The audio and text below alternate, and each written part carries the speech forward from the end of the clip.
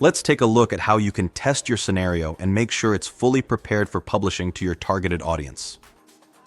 Scenarios can be tested both before and after connecting media to your scenes. To test, before adding 360 media files to your scenes, open your scenario and switch to the video editor per scene. You can test the scenario flow and elements in an empty roster view like this. Click on the test button on the top right to test your scenario after filming and adding 360 media files to your scenes.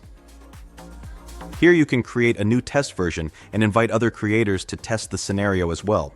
The test versions you create will appear in this screen. You can invite members from here as well and play the test version by pressing the Play Now button.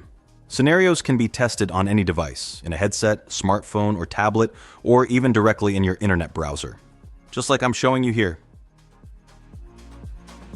Testing controls are available on the left side of the screen. These features include scene number, title and description, information about elements and answers, jumping to a certain scene, and many other controls. Once done with testing, click on the Publish button to make your scenario available for your targeted audience.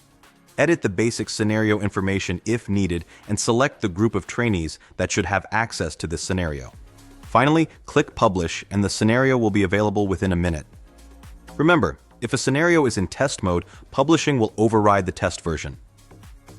For any questions or immediate assistance, click on the chat icon at the bottom right and we'll be more than happy to help.